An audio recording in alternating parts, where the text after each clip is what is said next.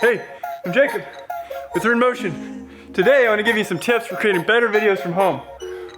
We're going to talk about three things: frame, light, and sound. All right, let's go. All right, so first we're going to talk about frame. What's important with frame is making sure the background is not distracting. If the background is distracting, people aren't going to be paying attention to you, which is what is most important here, obviously. So clean up your stuff, put it away. Another thing you can do is make sure you check the edges of your frame, and make sure nothing's poking in that's going to draw people's eye, again, away from you, which in these kind of videos is what's important. Another thing you could do if you don't want to clean up your crap is you could get a backdrop and hide your crap. All right, another thing I want to talk to you about is headroom. Headroom is the space between the top of your head and the frame, right here. This is the headroom. This is a little bit subjective. I feel like we have a comfortable amount of headroom here. Good job, William. Thank you. And if you have too much headroom, it starts feeling like this. If you have too little headroom where the frame is actually going through your forehead, they call that a haircut in the industry, and this kind of video is probably not really appropriate for that, but you know what? Now you know, you do you. Whatever you want to do it.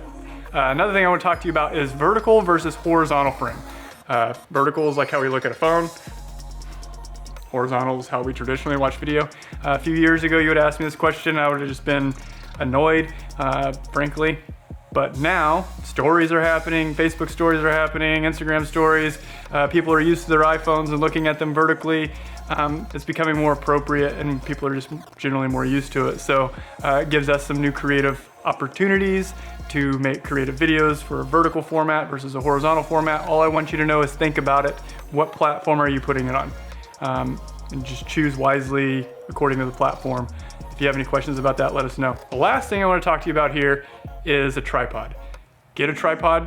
They have clamps for your phone. You can just put it right on top of there, and then you can get your frame just like you want it. You don't have to do this whole bit, holding your phone out and making sure that you're keeping your head in the frame and the background's not messy and everything. You just set it up, have everything set up, and you're good to go. Cool? Next, I'm gonna talk to you about light. Obviously, light is important. If you don't have enough light and your camera's on auto settings, it's gonna boost the signal given to the sensor, introducing a bunch of noise. All you need to know is that if you don't have enough light, noise gets introduced and it looks gross. So have enough light. Another thing you wanna do is make sure the light is in front of you so that we can actually see your pretty face. If you have too much backlight and you're prominently being lit from behind, you're gonna look like a silhouette. And that's not good, obviously. We wanna see you. So light from the front. So another thing I want to talk to you about here is mixed lighting. Mixed lighting is when you have like indoor lights mixed with outdoor lights. Outdoor lights are usually 5,000 to 7,000 Kelvin. Indoor lights are usually 3,200 Kelvin. If you mix the lights, the camera struggles to figure out where to put your balance at, your color temperature at, meaning you might look greenish or magenta. It just doesn't really handle it very well. So you want to either have all 3,200 Kelvin, be in a room with just indoor lighting, or be all in daylight. Generally speaking, that's what you should do. Until you learn how to play with this more as you get advanced in these things, I would just stick to one color temperature. The next thing we're gonna talk about is sound. Sound is super important and often forgotten, but it'll help really boost the quality of your video. Mostly this involves finding a quiet space.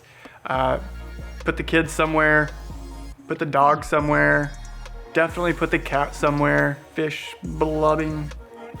Just get rid of all the pets while you're shooting your video. Yeah, turn the refrigerator off if you're by the refrigerator. It's often a problem. The air conditioner. These are some things that are my least favorite things. I mean, I like my kids, but they're loud. Another thing to look for in the space you're shooting in is soft floors. If it doesn't have carpet, throw a rug down, because this will help dampen the sound and reduce echoes.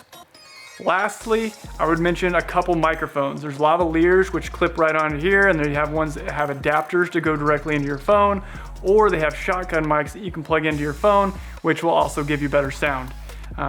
These are just a few of the things that you can do to help increase the quality of the sound for your videos. All right, I hope you found these tips helpful today. If you have any other questions, send us a message and we'll get back to you as soon as we can. If you did find these tips helpful and you start using them in the videos you're making from home, tag us. We'd love to see what you guys are doing. Keep making awesome stuff, keep engaging your audience, and we'll see you next time. Peace.